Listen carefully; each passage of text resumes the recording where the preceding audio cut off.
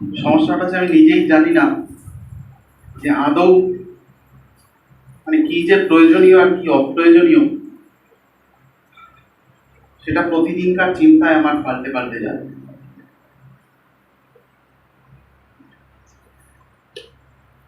Theatre এমনিতেই অন্তরঙ্গ একটা মাধ্যম। অন্তরঙ্গতা বলতে আমরা যেটা বুঝি সেটা হচ্ছে অন্তরগুলো কাছাকাছি আসবে। এখন ব্যাপারটা হচ্ছে আমাদের শরীরে অন্তর বলে কোনো অঙ্গ নেই, মন বলে কোনো পার্টস নেই আমাদের শরীরে। হার্ট আছে, সেটা মূলত ব্লাড পাম্প করে, আর মাথা আছে যেটা চিন্তা করে। আমরা মূলত এই যে থিয়েটার বা যে কোনো আর্ট, সেটা মানুষের অসংলগ্ন চিন্তার ফলাফল। মানুষের এই যে আজকে এত বড় সভ্যতা, যেটা সভ্যতা আমরা সভ্যতা বলে জানতে শিখেছি, মানুষের সভ্যতা সেটা তো অবশ্যই আদার অ্যানিমেলদের সভ্যতা নয়। তাদেরকে আমরা ছোট করে, পোলারাইজড করে, সাবঅল্টার্ন করে দিয়েছি। তাই সভ্যতা আলটিমেটলি আমাদের কাছে শুধু মানুষের সভ্যতা। এই যে এত বড় সভ্যতা, এ আমাদের মূলত অসংলগ্ন চিন্তার ফলাফল। এই জামা কাপড়, এই বাড়িঘর, এই খাবার দাবার,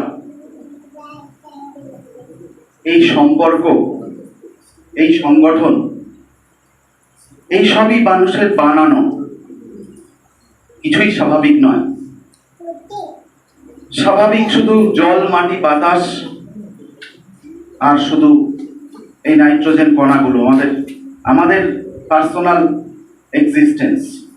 আমাদের সঙ্গে পৃথিবীর আরো প্রাণী জগৎ, জীব জগৎ, উদ্ভিদ জগৎ, এবং তার মধ্যে একটা পার্ট বোধহয় করোনা ভাইরাস।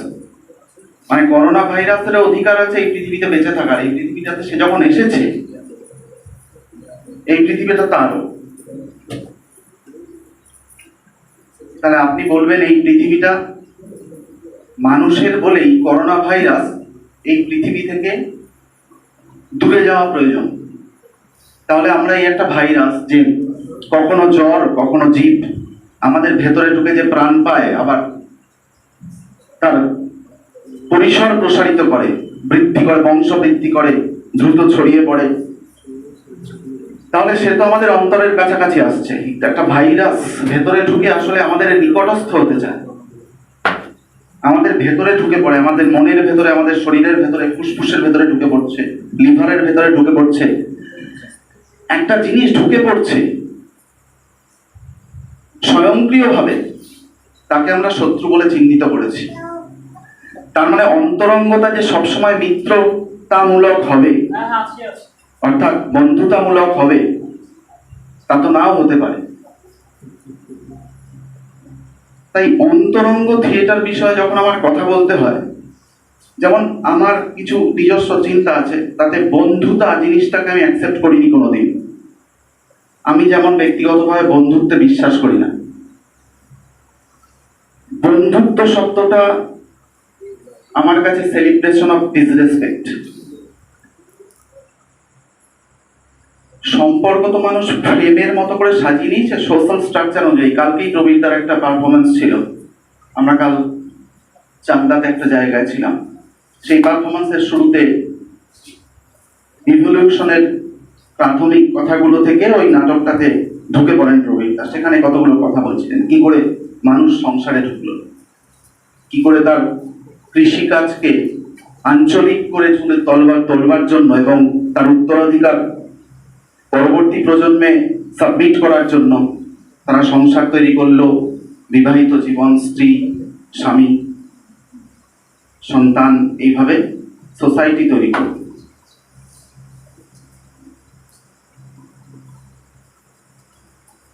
আমি খুব হিসাব করে দেখেছি, অন্তরঙ্গ থিয়েটার বলে যে থিয়েটার আমরা প্র্যাকটিস করি সেটার কাঠামোগত ভাবে কোথাও অস্তিত্ব নেই। অর্থাৎ অন্তরঙ্গ থিয়েটার বলে কিছু হয় না। এটা আমাদের একটা ভালোবাসার দেওয়া নাম, একটা সাময়িক টার্ম যেটা এখন ইউজ হচ্ছে। বরঞ্চ বলতে পারি যে ফিক্সড স্মল স্পেস থিয়েটার, যেটা এখন আমরা যেটাতে জোর দিচ্ছি, ফিক্সড স্মল স্পেস থিয়েটার মানে একটা নির্দিষ্ট ছোট জায়গা, ফিক্সড জায়গা, যেখানে আমি আমার থিয়েটারটা স্বাধীনভাবে, যেটা দানি বলছিল, প্র্যাকটিস করতে পারবো। তাতে প্রথম যে সুবিধাটা হয়, আমার কাছে যেটা ভয়ানক ভালো সুবিধা, সেটা হচ্ছে বিয়ে বাড়ির মতো লোকজনকে নেমন্তন্ন করতে বেরিয়ে পড়তে হয় না। হলের 500 থেকে 1000 সিট ভরাতে গিয়ে যে এফোর্টটা দিতে হয়, সেই এফোর্টটা একটা নাটক তৈরির থেকে বেশি। আমার কাছে সেই এফোর্টটা ইউজলেস।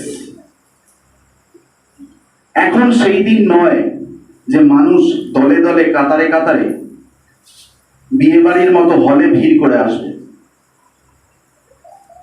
সে একটা সময় ছিল যখন বিয়ে বাড়িতে 2000 লোক হতো সাধারণ গৃহস্থের, তখন নাট মন্দিরে 1000 লোক হতো, কখনো কখনো দূরের গ্রামে 10,000 লোক হতো। কিন্তু আধুনিক আমাদের যে থিয়েটার প্র্যাকটিস হয় শহুরে সভ্যতায়, এখনো খোলা মাঠে আকাশের নিচে যখন ছৌ হয় নভেম্বর মাসে ছাতা পড়বে, সেখানে হাজার হাজার মানুষ মাথা গুলেই কুল করা যায় না। কিন্তু আমাদের এই শহুরে থিয়েটারে আমরা আশা করতে পারি না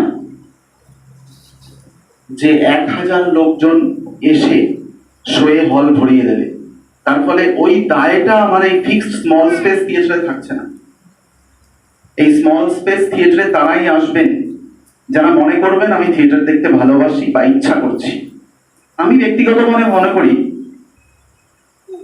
আমি একজন ইন্ডিভিজুয়াল আর্ট প্র্যাকটিশনার। আমি ব্যক্তিগতভাবে মনে করি আমার অনেক দর্শক প্রয়োজন নেই, আমার সংবেদনশীল দর্শক প্রয়োজন। আমার প্রচুর হাততালি, খবরের কাগজে রিভিউ, পয়সা দিয়ে করা পিআর, প্রিভিউ, কোনো সিরিয়াল বা ফিল্মে অভিনয় করা কোনো সাদামাটা অ্যাক্টরকে ডেকে এনে তাকে হাই পেমেন্ট দিয়ে তাকে মুখ করে ছবি দিয়ে বিজ্ঞাপন দেওয়া, এসব একটা থিয়েটারের ধর্ম হতে পারে না।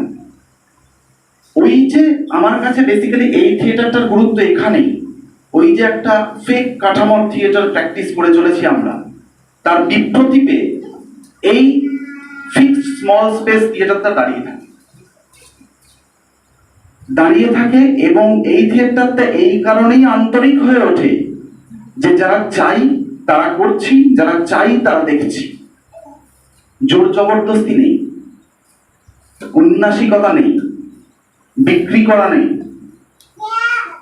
আমার সবসময় মনে হয় একটা আর্ট প্রোডাক্ট যখন কমপ্লিট হয়ে যায়, সেটাকে যখন প্রেজেন্ট করা হয়, সেটা তখন বাজারে নেমে পড়ে, তখন সেই প্রোডাক্টটা আস্তে আস্তে ডিগ্রেডেড হতে থাকে। কারণ বাজারে যখন নেমে পড়ে তখন গণতন্ত্রের মতো বাজারের কিছু চাহিদা অনুযায়ী তাকে তার বিক্রয় যোগ্যতা বাড়িয়ে যেতে হয়। তার ফলে একটা আর্ট প্রোডাক্ট আমার সবসময় মনে হয় কিছু মানুষের সামনে ইনকমপ্লিট ভাবে প্রেজেন্ট করা উচিত। Art should be incomplete. যে আর্টিস্ট প্র্যাকটিস করছেন তার প্রসেসের শেষ দিকে বা মাঝখানে কিছু মানুষ এসে বসে থাকবেন, এক্সচেঞ্জ করবেন, শেয়ার করবেন। Art should be like that, সঠিক আর্ট। এই যে আমরা বলি আমরা স্পেস তৈরি করছি, আমরা স্পেস খুঁজছি, এই আমার পাশে বসে আছেন একটা লোক, স্পেস উনাকে খোঁজে, ওনার কোনোদিন স্পেসের দরকার হয়নি, আমাদের দরকার হয়। ওনার থিয়েটার কোথায় কোথায় চলে গেছে কেমন করে চলে গেছে, রোদের মধ্যে, বৃষ্টির মধ্যে, নদী নালার পাড়ে, রাস্তাঘাটে, পাথুরের জমিতে, টার ভূমিতে, বিদেশের পথে, দেশে বিদেশে ছড়িয়ে পড়া, গ্রামে গঞ্জে ছড়িয়ে পড়া, কোনায় কোনায় ছড়িয়ে পড়া এই থিয়েটার আমি প্র্যাকটিস করতে পারিনি, কিন্তু এই থিয়েটারকে আমি সম্মান জানাই। হয়তো এটাই সঠিক থিয়েটারের পথ, এটা আমি আজ প্রবীরদা বলে বসে আছে বলে নয়, এটা আমি প্রতি মুহূর্তে ভাবি যে আমি কিছুটা হলেও তো বাজারের অংশ হিসাবে বড় হয়ে উঠেছি। আমরা মধ্যবিত্ত, সাধারণ মধ্যবিত্ত মানুষ, বাজার আমাদের প্রভাবিত করে। আমরা তো, আমাদের পরিচয় হচ্ছে আমরা মাল্টিন্যাশনাল কোম্পানির একজন কাস্টমার, ছোট হলেও একজন কাস্টমার। আমাদের কিন্তু এটাই বিশ্বায়নের যুগে আমাদের পরিচয় মূলত। তা আমি সেই একজন মাল্টিন্যাশনাল কোম্পানির কাস্টমার, আমি কখনো আমার লোভ, আমার আকাঙ্ক্ষা, আমার অসংযম ত্যাগ করে কখনো প্রবীরদার থিয়েটারকে বেছে নিতে পারিনি। এটা আমার দুর্বলতা। আমি সবসময় ভেবেছি আমার থিয়েটারটা আমি শেয়ার করব সেই দর্শকের সাথে যারা সংবেদনশীল কিন্তু বিপন্ন নন। কিন্তু প্রবীরদা বিপন্ন মানুষের জন্য থিয়েটার করেন, আর আমি থিয়েটার করি সংবেদনশীল মানুষের জন্য, শুধুমাত্র এক্সচেঞ্জ করার জন্য। আমি এরকম ভাবছি, তুমি একটু শেয়ার করো আমার ভাবনাটা। আর প্রবীরদার থিয়েটার ডাইরেক্ট পারপাসফুল থিয়েটার করে, তাই আমার থিয়েটার কোথাও অপ্রয়োজনীয় থিয়েটার তো বটেই, কিন্তু প্রবীরদার থিয়েটার প্রয়োজনের থিয়েটার।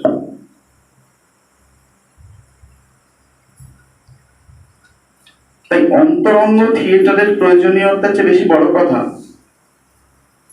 দুটো কারণে এই থিয়েটার, আমি যেটা বললাম দুটো থিয়েটার আমার কাছে ইম্পর্টেন্ট। সেটা হচ্ছে আত্মপক্ষের থিয়েটার, যেমন বেশিরভাগ সময় আমি মানুষজনকে বলতে দেখি যে আর্ট বা থিয়েটার, যে কোনো আর্ট অথবা থিয়েটার, তার একটা পলিটিক্যাল অ্যাঙ্গেল থাকে। অনেকেই তাই মনে করেন, হয়তো প্রবীরদাও তাই মনে করেন। আমি যে থিয়েটার প্র্যাকটিস করি তাতে আমার বারবার মনে হয় সমস্ত আর্টের একটা ইন্ডিভিজুয়াল অ্যাঙ্গেল থাকবে। যেমন এই আমি যখন এখানে এসেছি, গগনদীপ ম্যাডামের বাচ্চাটা ওখানে রয়েছে। একজন পারফেক্ট অ্যাক্টর কাকে বলে? যে প্রতি মুহূর্তে সৎ, অনেস্ট, আনএক্সপেক্টেড এক্সপ্রেশন তৈরি করে, যেটা আমার পূর্ব অভিজ্ঞতা লব্ধ নয়। একটা শিশু তাই করে। একটা শিশুর দিকে তাকিয়ে 2 ঘন্টা বসে থাকা যায় টানা, কারণ সে এমন মোমেন্টস আপনাকে উপহার দেবে যেগুলো সৎ এবং প্রথম এবং আনএক্সপেক্টেড। সেটা ওই শিশুটাই দেবে, আরেকটা শিশু আলাদা দেবে। প্রত্যেকটা শিশুর আলাদা এক্সপ্রেশনস আছে, কারণ সে সমাজের এই যে কতগুলো নিয়ম, কতগুলো টেন্ডেন্সি, বাঁধন, এটা সম্পর্কে এই বয়সে ওয়াকিবহাল নয়। সে স্বাধীন, সে লিবারাল, সে অ্যানার্কিস্ট। এই মুহূর্তে ওই শিশুটা অ্যানার্কিস্ট। এই যে ও আমাদের কথার মাঝে এই যে কথা বলছে, এইটা হচ্ছে থিয়েটার। ওর মধ্যে এটা আছে। একজন সৎ অভিনেতার মধ্যে ওই পিওর এক্সপ্রেশনটা থাকা দরকার, যেটা নিয়ে হয়তো ব্রড কাজ করেছিলেন। মানুষের লার্নিং প্রসেসকে আনলার্ন করতে করতে একদম রুটে চলে যাওয়া, যেখানে সমস্ত সোসাইটির যত নিয়ম শৃঙ্খলা, যত রুলস অ্যান্ড রেগুলেশন সরে যাবে, পিওর এক্সপ্রেশন পাওয়া যাবে। তা আমি থিয়েটার দেখতে দেখতে ক্লান্ত।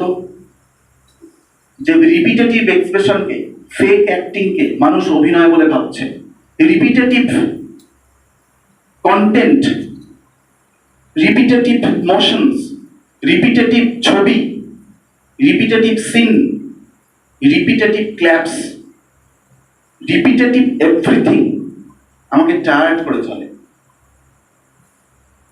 কিন্তু এই অন্তরঙ্গ থিয়েটার আপনাকে সেই জায়গা দেবে যেখানে আপনি রিপিট না করলেও চলবে।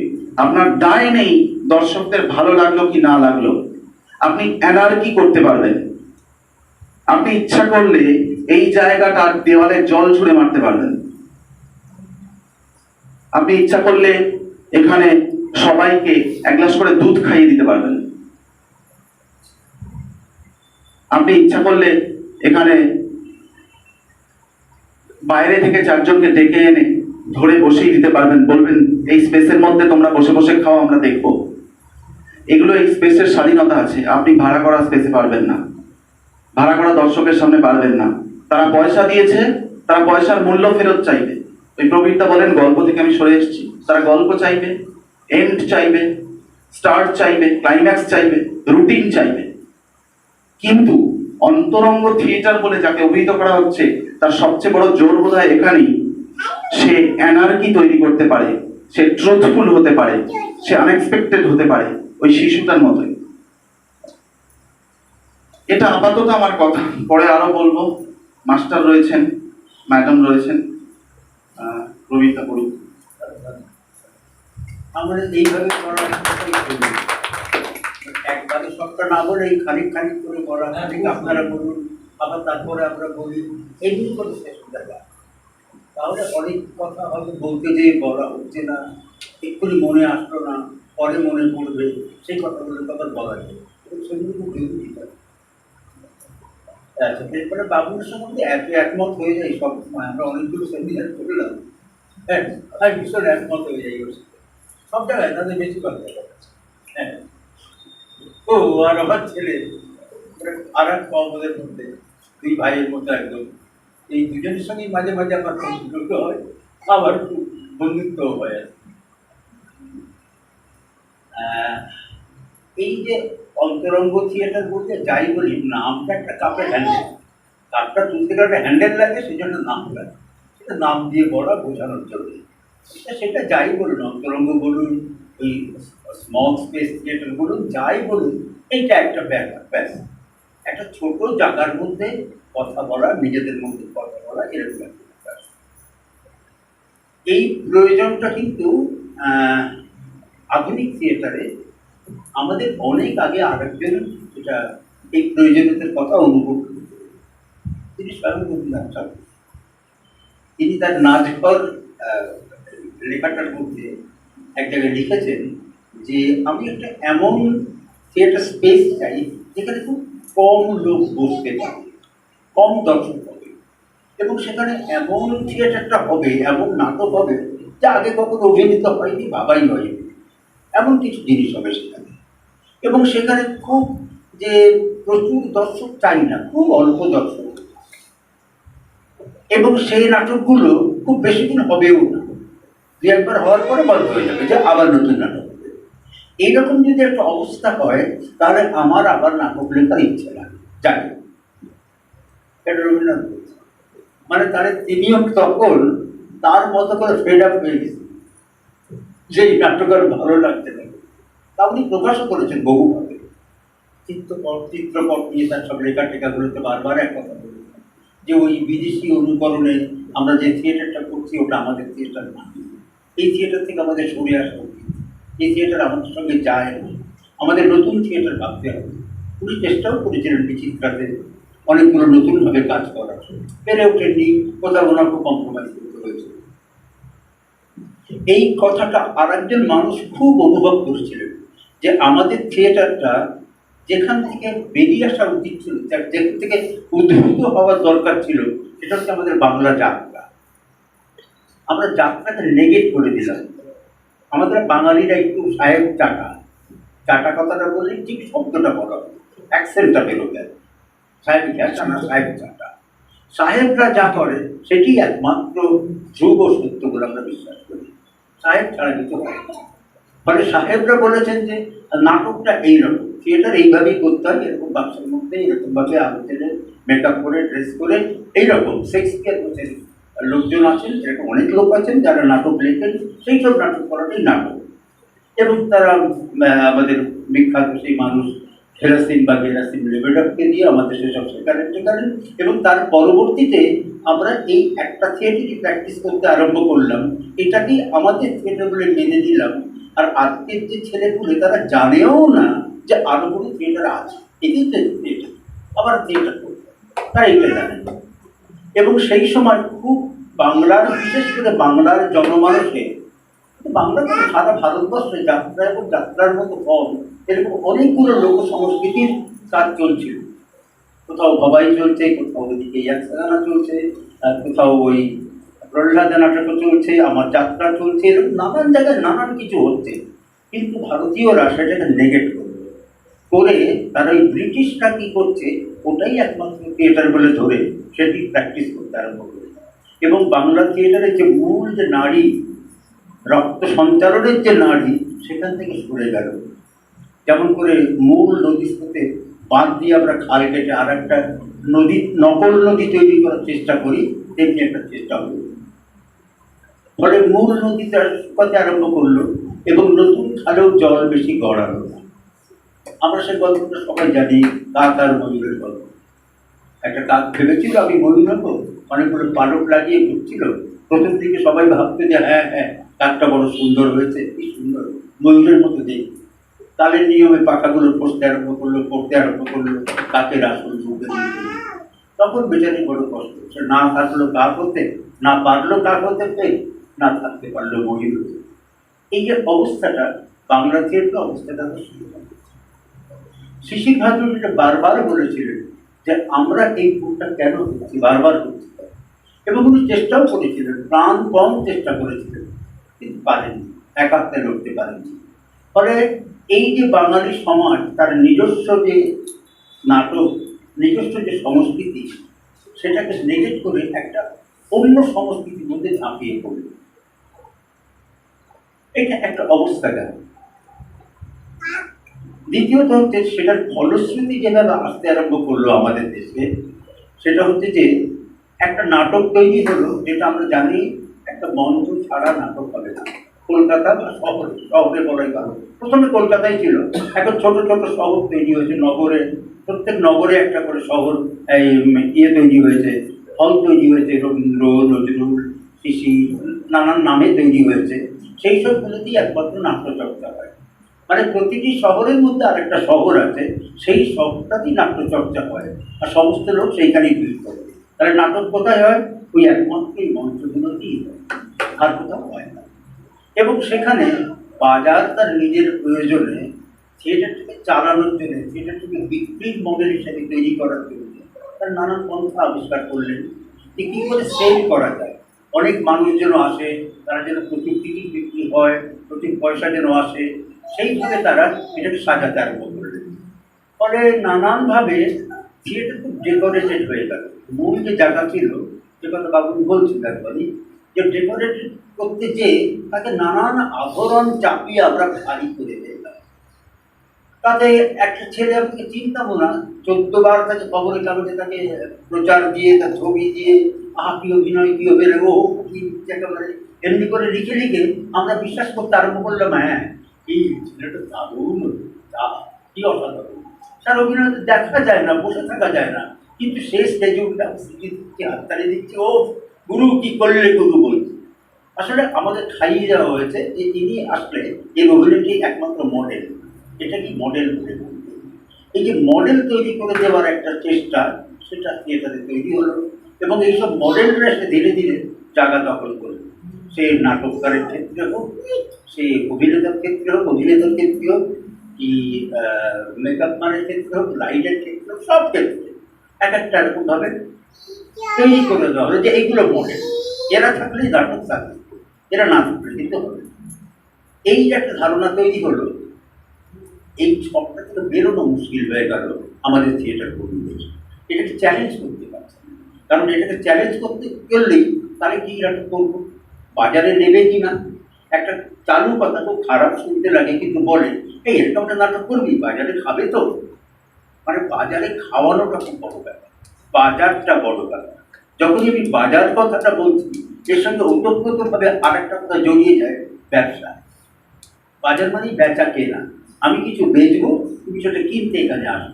তাহলে বেচবো যখন, তাকে বেচার যোগ্য করতে হবে, তাকে নানান রং দিয়ে, বর্ণ দিয়ে, গন্ধ দিয়ে আমি এমনভাবে অ্যাট্রাকশন তৈরি করবো যে তুমি সেটা কিনতে আসবে। এই 2-3 বছর আগে, 3 বছর আগে বোধহয় আমাদের এই কোভিডের আগে চারিদিকে বড় বড় উৎসব হচ্ছিল। আমাদের মধ্যমগ্রামে প্রতি বছর বড় বড় বেশ কয়েকটা উৎসব, বেশ কয়েকটা। তার মধ্যে একটি ছিল গঙ্গা যমুনা নাট্য উৎসব, বড় মাপে হতো, অনেকগুলো দিন ধরে, প্রায় 10 দিন ধরে হতো এবং প্রচুর নাটক আসতো। যেহেতু সব সম্মিলিতভাবে এটা করা হয়েছিল, আমরাই করেছিলাম যে সবাই নাটক দেখুন, নাটক দেখতে আসুন। তো মাঝে মাঝে আমাকে ওই যে কাউন্টারে বসতে হতো ওদের সঙ্গে, ওরা বলতে প্রবীণ একটু আসুন না, বসুন না আমাদের সঙ্গে। তাহলে তো কিন্তু লোক আসে, আমি যে বসতাম আর মজা দেখতাম। এই টিকিট কাটতে আসতেন, এসে ওই দেখে দেখে, হ্যাঁ এই তো আমাকে দুটো গৌতম হালদার দেবেন, হ্যাঁ তারপরে এই তো সৌমিত্র চ্যাটার্জি আছে, এইটা 3টে দিন, সাথী লেখা 3 হ্যাঁ, দেবশঙ্কর এটাও 2 দিয়ে দিন।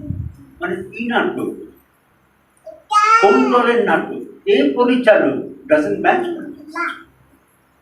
স্টার কে কে আছে, কাকে কাকে সিনেমায় দেখতে পাওয়া যায়, কাকে কাকে টেলিভিশনে দেখতে পাওয়া যায়, তারাই একমাত্র ভালো অভিনেতা। তার বাইরে যে আরো কোনো লোক থাকতে পারে, অভিনয় করতে পারে, ক্ষমতা থাকতে পারে, এই বিশ্বাসটা তার থেকে সরিয়ে নিয়ে যাওয়া। এবং কেমন ভাবে তৈরি করা হয় দেখুন, মানে আমি নাম বলছি না, বোঝানোর জন্য বলছি। ধরুন দেবাশিস রায়, আমি চাইছি দেবাশিস রায়কে আমি তুলতে চাইছি, তখন আমি কি করলাম, ওই দেবাশিস রায়কে সবাই জানি ভালো নাটক করে, পরে নাটকের ব্যাপারে তো প্রশ্ন করি কেমন লাগলো, নাটক কি হলো। এছাড়াও ওইখানে কোনো একটা মারামারি হয়েছে, দমদম ক্যান্টনমেন্টের দিকে বড় ঝামেলা হয়েছে, একটি কোনো মহিলা সংক্রান্ত ব্যাপারে ঝামেলাটা হয়েছে। এইবার আমি চলে গেল, দেবাশিস রায় আপনি এই ঝামেলাটা নিয়ে কি বলতে চান? আর ও ঝামেলার কি জানে, ও বলে তো দিয়েছ, কিন্তু ঝামেলা নিয়ে ওকে বলতে হবে।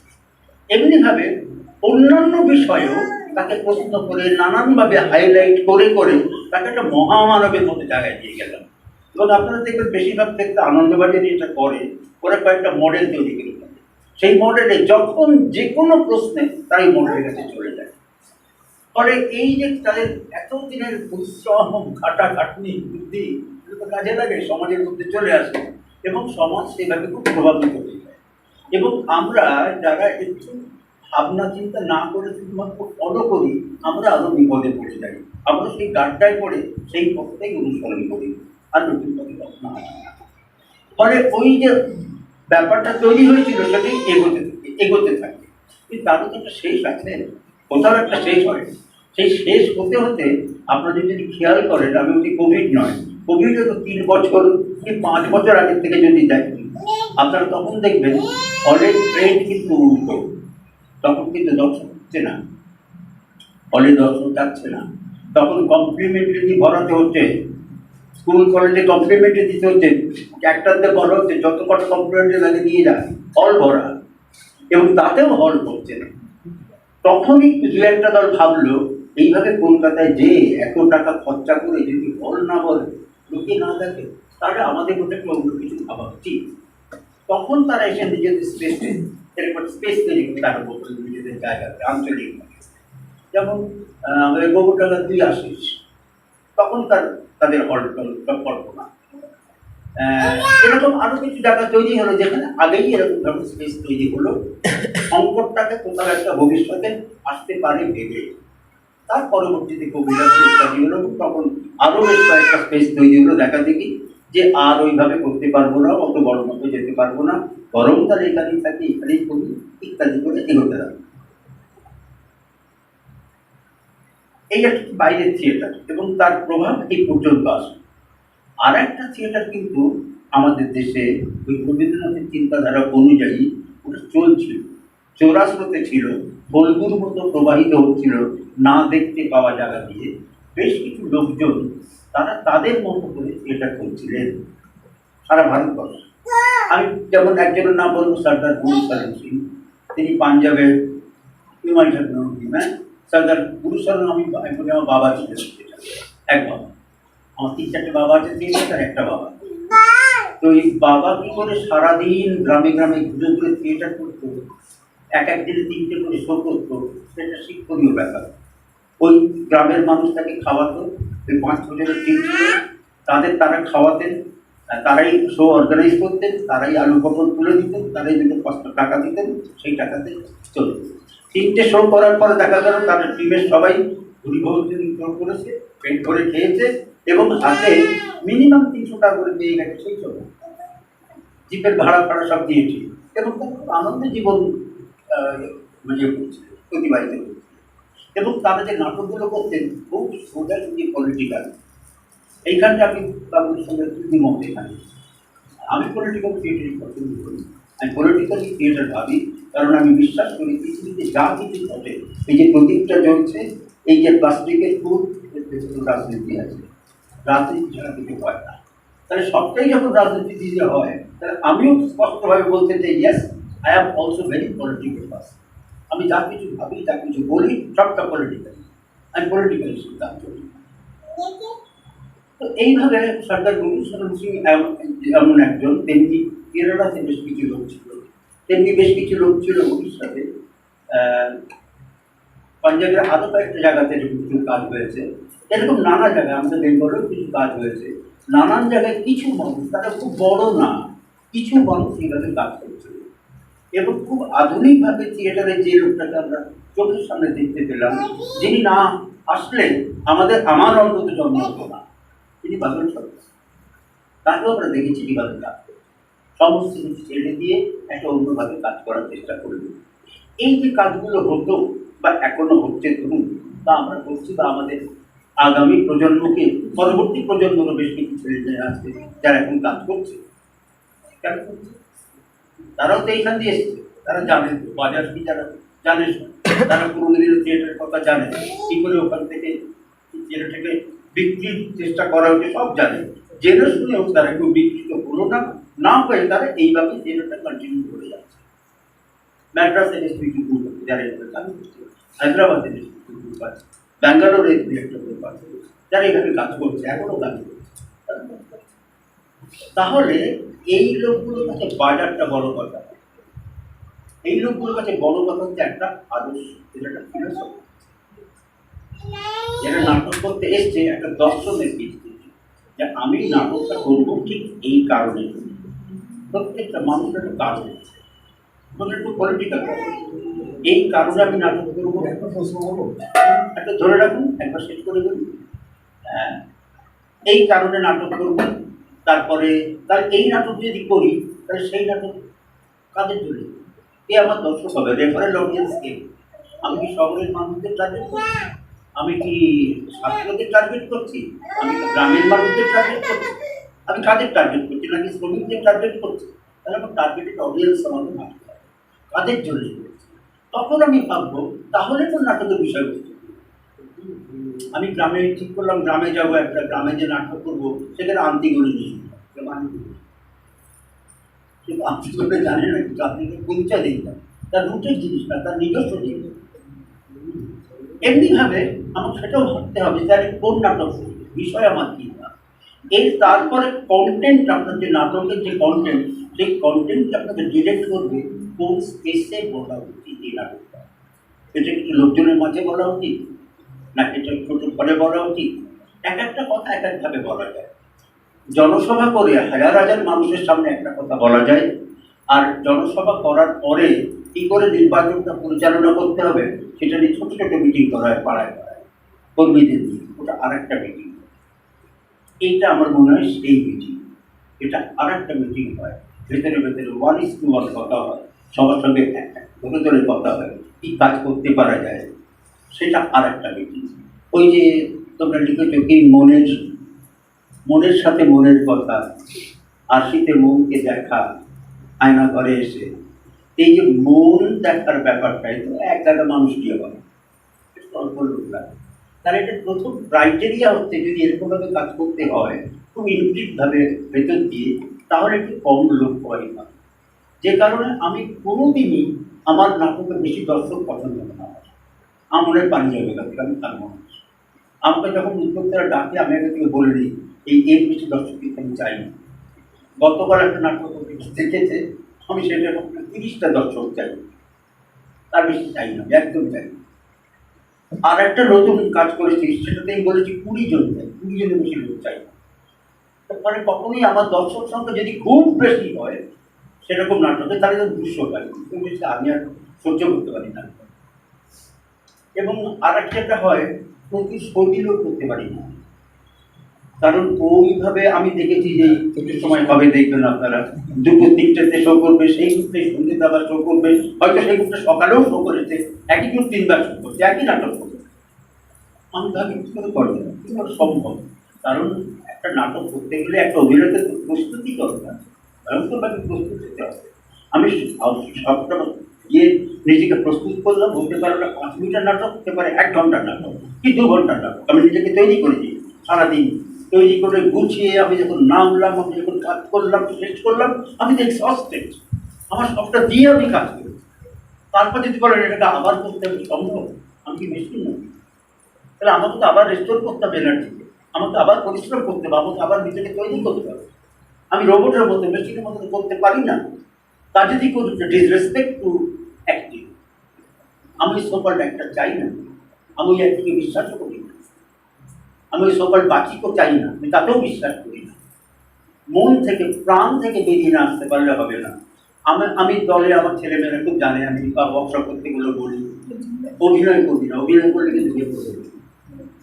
একদম আই হেট অ্যাক্টিং।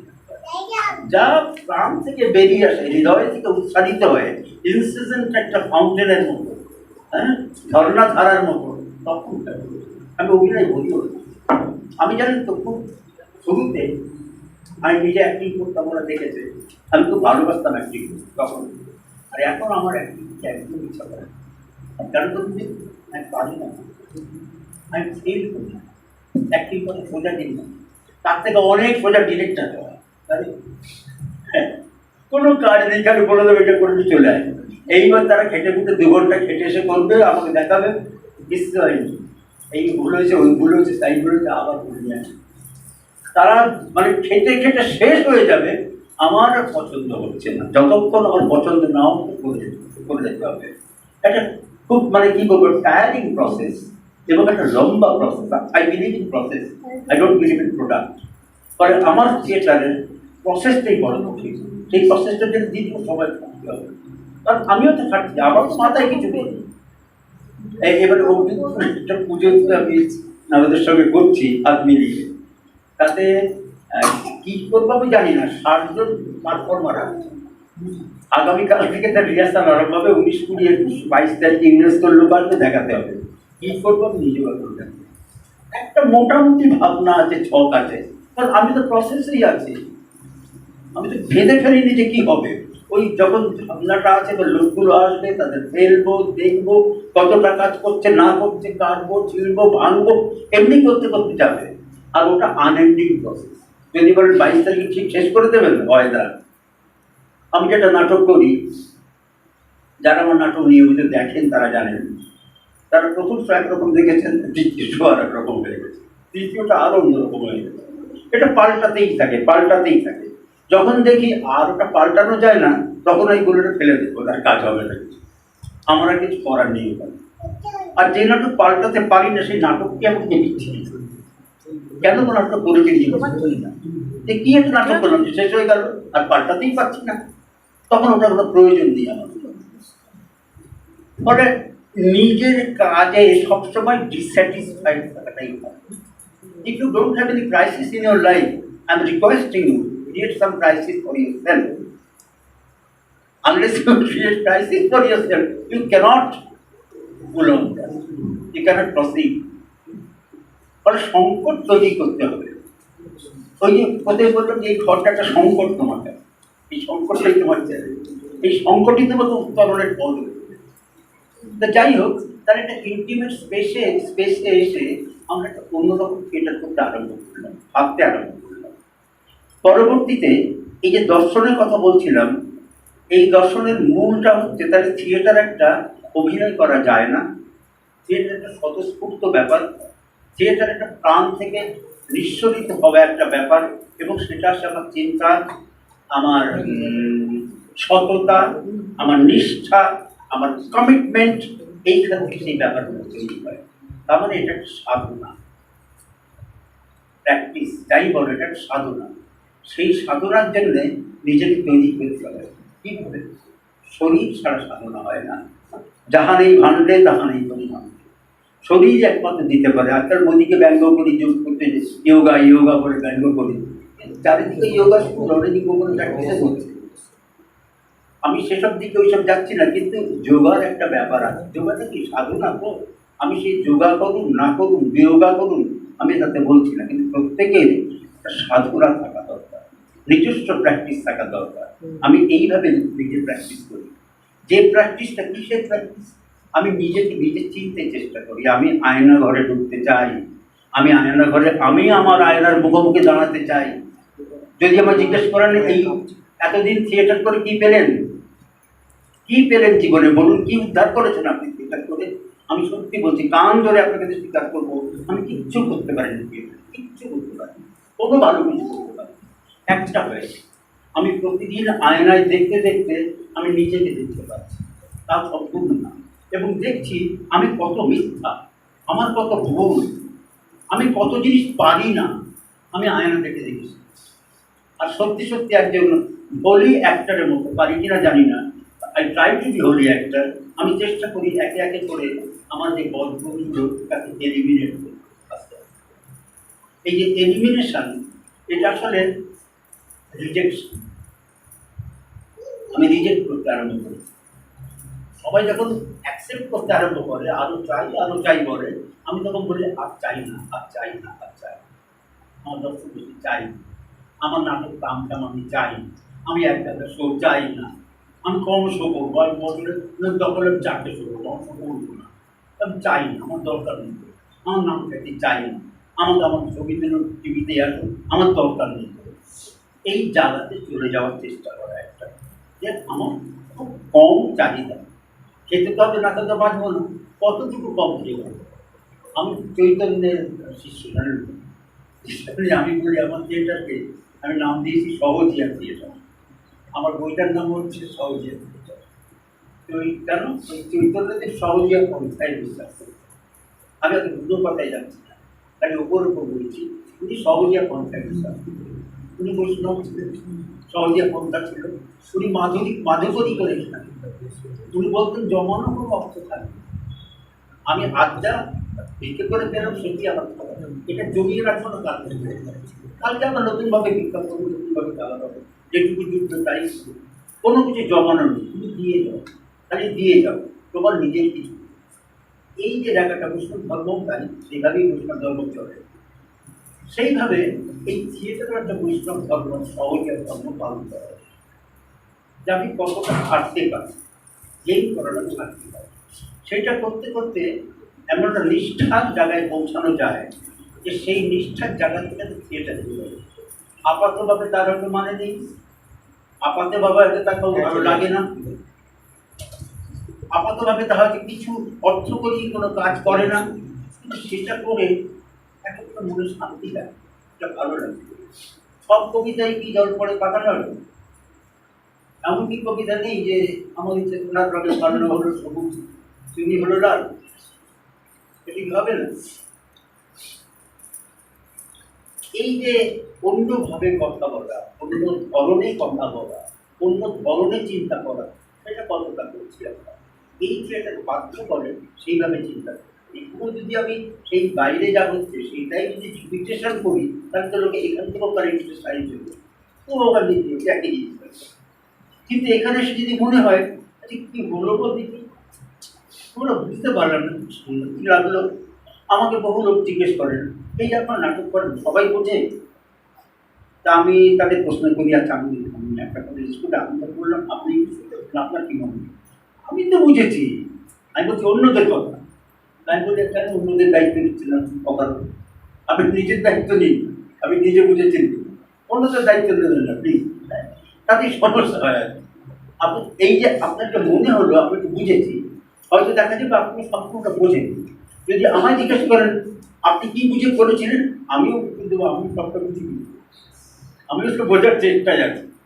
এই যে পেন্টার ছবি এঁকে চলে যায়, আমরা এক্সিবিশনে যাই দেখতে, ধরুন গোয়েন্নিকা, ধরুন আমাদের সেই বিখ্যাত মোনালিসা, ভ্যান গঘ, আমরা যখন দেখি ওখানে তো ভ্যান গঘ দাঁড়িয়ে নেই আপনাকে বোঝানোর জন্য, কেউ দাঁড়িয়ে নেই, পেন্টারটা কেউ নেই, আপনাকে দেখে বুঝতে হবে। হিরনের একটা পেন্টিং আমার বাড়িতে রাখা আছে, সেটা অনেকেই দেখে কি এটা দাগ দেওয়া, কি এটা বানিয়েছে, এটা কে বানিয়েছে? তারপর তখন বললে আপনার কি মনে হচ্ছে বলুন যেগুলো দেখে সবাই কিন্তু এগুলো উত্তর দেয় এটা একটা মনে হচ্ছে কাঠের বেড়া। আর তখন বললে কাঠের বেড়া না, এটা মনের মধ্যে একটা বেড়া আছে। আরেকজন বললো এটা না একটা জঙ্গল। এরকম তাহলে দেখা যাচ্ছে প্রত্যেকের ডিফিনেশন আছে, তারা ভাবতে পারেন। এবং পেইন্টাররা বলছেন, বা আমিও একই কথা বলি, আপনি যা ভাবছেন ওটা ভুল ভাবছেন না, আপনার ভাবনা তো সঠিক, আপনি যেভাবে দেখছেন সেটা সঠিক। ওই সেটা বাজে উদাহরণ দিতে হবে অমিতাভ বচ্চনের সেই সিনেমার মতো, আপনি 6 লিখে দিয়েছি ইংরেজিতে, আপনি কি দেখছেন 9, আমি দেখছি 6। কোন পার্সপেক্টিভ থেকে দেখছে, কোন দৃষ্টিকোণ থেকে দেখছে, আপনার দেখার ভেতর গভীরতা কতটা তার উপরে ডিপেন্ড করছে আপনি কি বুঝছেন। এই বোঝাটাই আস্তে আস্তে বড় হলে একটা নতুন ধরনের পেন্টিং, নতুন ধরনের ক্রিয়েশন তৈরি হয়। আর একটা হচ্ছে আজকে যারা এই থিয়েটারটা প্র্যাকটিস করবেন বলে ভাবছেন, তাদের সামনে আরো কিছু চ্যালেঞ্জ আছে। চ্যালেঞ্জটা হচ্ছে নিজেদেরটা আরো বিস্তৃত করা, দরজা জানলাগুলো আরো হার্ড করে খুলে দেওয়া। এটা ব্ল্যাক বক্স করে যে দরজা জানলা নেই তা তো না, খুলে দাও, বাইরের হাওয়া আসতে দাও। তোমরা কি কখনো একটা কবির সাথে কাজ করেছো, একজন গায়কের সাথে কাজ করেছো? গায়কের সাথে কাজ মানে আপনি একটা গান গান নাটকে লাগিয়ে দেবো, ওটা না। একটা ছৌ শিল্পীর সাথে কাজ করেছো, তার মানে এই না যে আপনি আমাদের নাচ শিখিয়ে দিন, আমাদের নাটকে লাগিয়ে দেবো। কাটিং অ্যান্ড পেস্টিং না, this is most disrespect to the poor. তা নয়, সত্যিকারের। যেমন আজকে আমাদের কিছু একটা কবিকে নিয়ে কাজ হচ্ছে, তানিয়া চক্রবর্তী, ওদের নাম জানেন না, কিন্তু অসাধারণ আমার মনে হয় জানলে। মানে কেন আমরা জিজ্ঞেস করি যে আপনি কেন করতেন, এইভাবে করতেন, আপনি শব্দ চয়ন করেন কিভাবে, এরকম ভাবে এক একটা শব্দ আসে কেন, এরকম নানান প্রশ্ন করা সারাদিন ধরে উঠছে, কাজ করতে বোঝাচ্ছে। এইরকম যে অন্যান্য যে আর্ট ফর্ম আছে, সেই সব আর্ট ফর্মের সাথে থিয়েটারের ইন্টারাকশনটা আরো বেশি বেশি হওয়া উচিত। তাদের জানা উচিত থিয়েটারটা কি, থিয়েটার থেকে তারা কি দিতে পারেন, আর থিয়েটারেও জানা উচিত যে আমরা ওদের থেকে আর কি কি দিতে পারি, আর কি আমাদের। এই ইন্টারাকশন যত বাড়বে, দেওয়া নেওয়া যতটা বাড়বে, তত দেখা যাবে যে তারপরে আমার থিয়েটারগুলো চেঞ্জ করতে হবে। আমি সাইকেল এক্সাম্পল কথা শেষ শেষ করা যায় এটা একটা সবাই মিলে একটা করি। হ্যাঁ, আমি সবসময় এই সবাই মনে করুন না, সবাই ডান হাতে একটা, বাঁ হাত দিয়ে একটা কাঁচের গ্লাস তুলুন, জল ভর্তি, প্লিজ তুলুন সবাই। সবাই বাঁ হাত দিয়ে একটা গ্লাস তুলুন, পাইন। এবার ডান হাত দিয়ে একটা চিনি আছে, 1 চামচ চিনি। আগে জলটা টেস্ট করুন, 1 চামচ জলটা, 1 চামচ কেমন লাগছে এবার টেস্ট, ঠিক আছে নর্মাল। এবার চিনিটা দিন, এবার গোলান আছে, খুব করে গোলান, খুব করে গোলান। আর কি চিনি দেখা যাচ্ছে? যাচ্ছে না তো? এইবারে বলছি কেমন লাগছে ওটা? মিষ্টি। কি করে হলো? চিনি গুলে ও দেখা যাচ্ছে না, ভুলে গেছে, ভুলে গেছে, এটা তো চলে গেছে। এই যে অন্যান্য আর্ট ফর্মসে আমাকে এইভাবে ইন্টারাক্ট করতে হবে যে আমার গোটা থিয়েটারের টেস্ট পাল্টে যাবে, কিন্তু কে পাল্টাবে আমি জানি না, কিছু জানি না। ঠিক একইভাবে আপনার আদর্শ, ওইটা যদি আমি আমার ভেতরে নিয়ে এসে যদি কনস্ট্যান্টলি প্র্যাকটিস করি, তাহলে তখন দেখা যাবে অনেক প্রশ্ন না অকারণ হয়ে যাবে। যেমন ওই অভিনয় শেখানোর প্রশ্ন, তখন আপনার মনে হবে কেন অভিনয় শেখার মানুষ, অভিনয় শেখানোর দরকার নেই। প্রচুর বাচ্চাদের ভালো অভিনয় করবো, আপনারা জানেন না কি অভিনয় করতে পারবে। প্রত্যেকটা মানুষ তার নিজস্ব অভিনয় নিতে হবে, সবাই জানে অভিনয় করতে। তাহলে অভিনয়গুলো নতুন করে শেখানোর কোনো ব্যাপার, তার জন্য স্কুল খোলা, ওগুলো ধাপ্পাবাজি হয়, আসল কিছু হয়। আর একটা নতুন আর একটা ব্যাপার হচ্ছে বাচিক, সব জায়গায় বাচিক স্কুল হয়। উচ্চারণ কি করে করতে হবে, উচ্চারণ কি করে শিখতে হবে, উচ্চারণ করে বলতে হবে, এগুলো আরেকটা। কে বলে দিয়েছে সব সবাইকে কলকাতার মতো গোল গোল করে কথা বলতে হবে, শান্তিপুর ভাষায় কথা বলতে হবে? তাহলে পুরুলিয়ার লোক নাটক করবে না, বাঁকুড়ার লোক নাটক করবে না, তাহলে নর্থ বেঙ্গলের লোক নাটক করবে না। থিয়েটারটা তো আঞ্চলিক ব্যাপার, প্রত্যেকের নিজস্ব ভাষা আছে, বলার কায়দা আছে। আমি তাকে ডিসরেসপেক্ট করছি না যে তুমি এভাবে কথা বলতে পারবে না, তোমাকে এরকমভাবে কথা বলতে হবে। প্রত্যেকে তার নিজের ভাষায় কথা বলুন, নিজের মতো করে বলুন। এমনকি আমার দলে এমন কিছু ছেলে আছে যারা সব বলতে পারে, সসা করে কথা, মনে করে আপনার ছেলেরা সসা করে, আর মানেটা বুঝতে পেরেছেন? হ্যাঁ, তার চলে গেল আবার। তো সবল আপনি কি আসে যায়? আপনারা যারা কলকাতার লোক, আপনারা তো ভুলভাল উচ্চারণ করেন। আপনারা তো বলেন সুটকেসটা বলেন, সুটকেস বলে তো বড়াই করছেন কেন সব জায়গা নিয়ে? আপনারও ভুলভাল আছে। ভুলভাল না, আসলে ওটাই আপনার উচ্চারণ, এটা আমার উচ্চারণ। তো প্লিজ আমাকে রেসপেক্ট দিন, আমিও আপনাকে রেসপেক্ট দিই। এই পারস্পরিক সম্মান জায়গাটাই বড় কমে গেছে। এইখানে এই স্পেসে এসে গোটা ব্যাপারটা হচ্ছে যে আমরা আবার রিথিঙ্ক করতে পারি, পুনর্মূল্যায়ন করতে পারি, ভাবতে পারি কি কি ভুল হয়ে যাচ্ছে, কোথায় ভুল হচ্ছে, এবং সেগুলোকে আবার নতুনভাবে একটা ভাবার জায়গা ক্ষেত্র হচ্ছে এই অন্তরঙ্গ। এইটা কখনো বাইরে বড় স্পেসে করা যায় না। নিষ্ঠার ধরে একটা আদর্শ নিয়ে সেখানে বসে করতে। তো আমার খুব আশা রইল যে এইসব জিনিস এখানে প্র্যাকটিস হবে, নতুন চিন্তা ভাবনা হবে, ভবিষ্যতে আরো ভালো করে বড় বড় আলোচনা হবে, আরো বড় আলোচক আসবেন, আমরাও শুনতে আসবো। ধন্যবাদ। একটা প্রশ্ন করেছিলাম আমি বলতে চাইছি যে মানে আপনার কাছে অনেক কিছু আমার বিশেষ বলেন, খুবই ভালো লাগলো। শুধু একটু প্রশ্ন যে পলিটিক্যালি আমরা কেন দেখছি এটা? আমি বললাম যে আপনাকে, আপনি যদি বলেন আমাকে এক গ্লাস স্বচ্ছ পানি দাও তো বলুন, জল দাও, আপনি বড় পলিটিক্যাল কথা বলেন। এক গ্লাস স্বচ্ছ জল পাও বড় করে। পলিটিক্স মানে ওই সিপিএম তৃণমূল না, বিজেপি টিজিবি আরএসএস না, ওগুলো party. Politics is greater thing, বড়। আপনি কি চশমা পরেছেন, কি চশমা তৈরি, কেন উনি এই গেঞ্জিটা পরেছেন, কেন ওনার প্যান্টের ধরনটা এরকম, কেন ওনার শার্টটাও এরকম, সবটা আন্ডার পলিটিক্স। আপনি ঠিক করেননি, আপনার চশমার ফ্রেম কি বা কিছু বেঁচেছে, কতগুলো ফ্রেম দিয়ে দেওয়া হয়েছে, এতে কোনটা পছন্দ, ওটা কোম্পানি ঠিক করেছে, এই ফ্রেমগুলো দেখো, তার থেকে আপনি বেঁচেছে।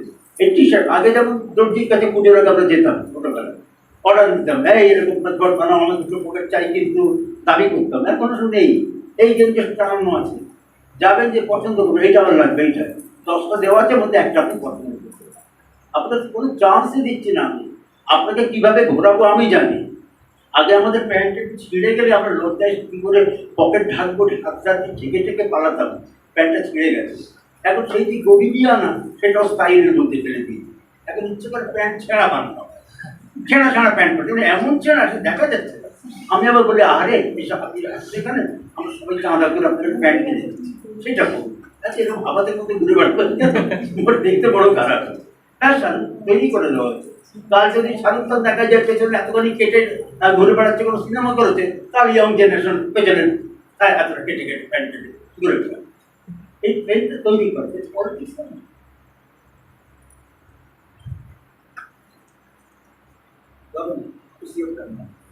প্লিজ প্লিজ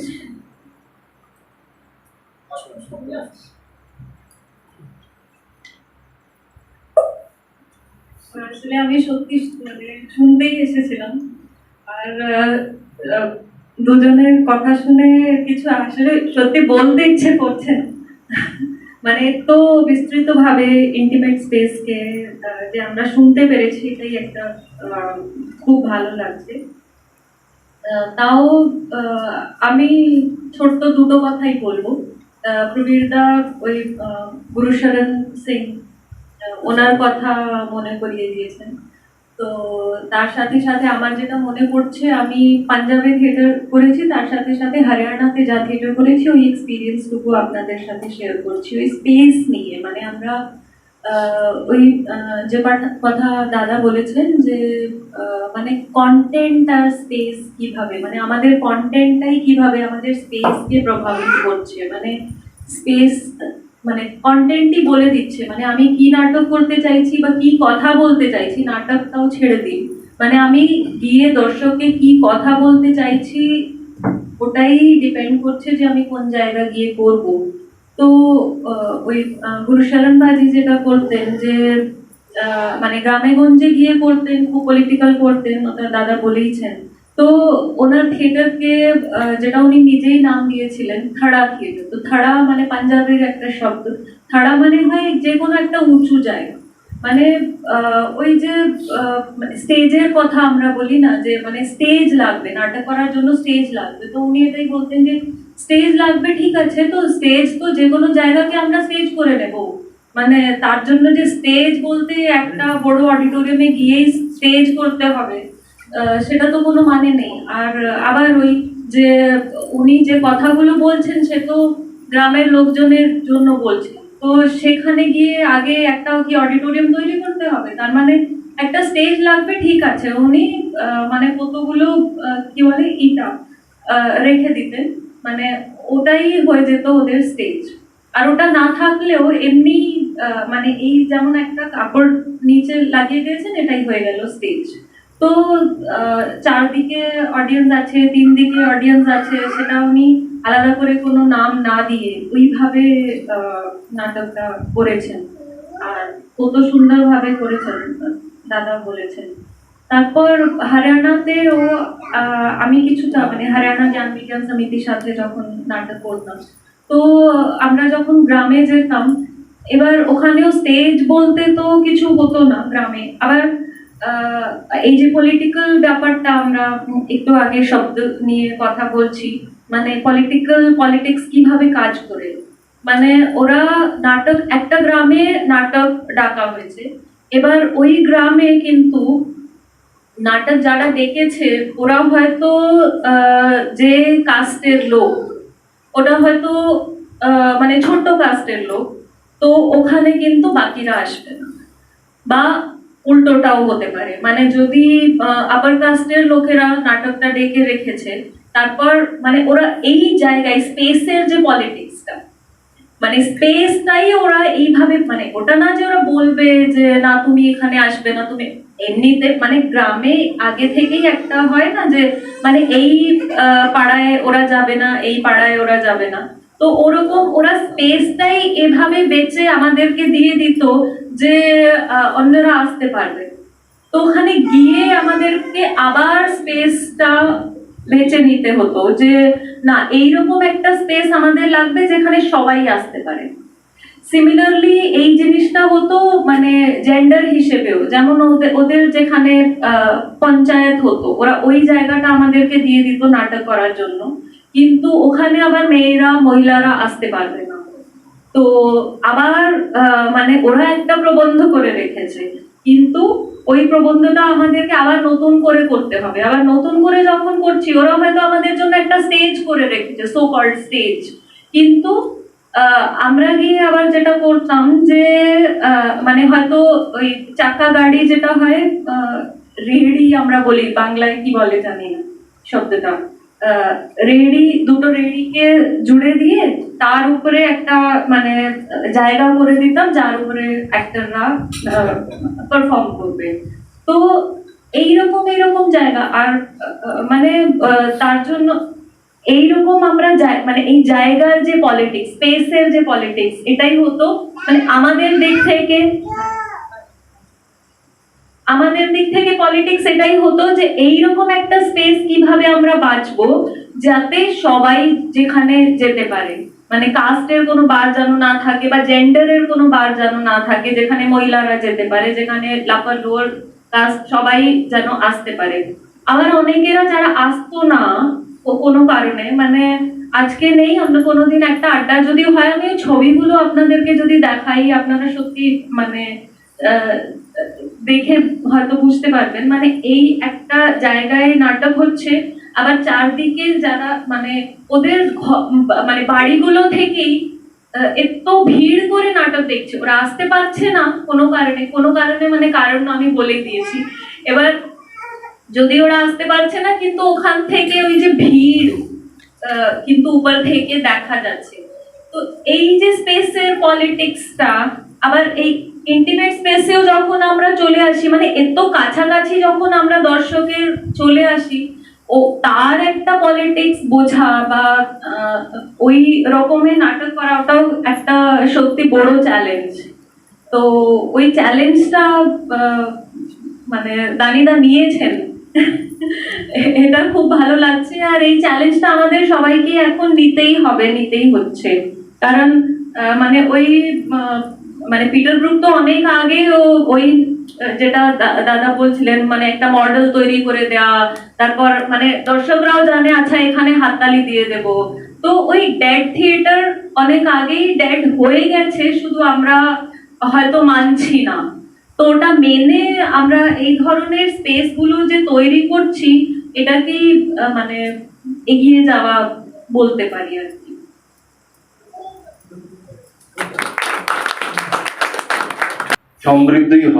সমৃদ্ধই হলাম আমরা অসংখ্য ধন্যবাদ জানাই আমাদের যারা আজকের বিশেষ অতিথি হিসাবে এখানে আয়না ঘরের উদ্বোধন অনুষ্ঠানে এলেন এবং নাট্য সেমিনারে অংশগ্রহণ করলেন তাদের মূল্যবান বক্তব্যের মধ্য দিয়ে, এবং যারা শুনলেন তাদের সবাইকে রবীন্দ্রনগর নাট্যালয়ের পক্ষ থেকে অসংখ্য ধন্যবাদ, কৃতজ্ঞতা। তারা আজকে এখানে শেষ করছে।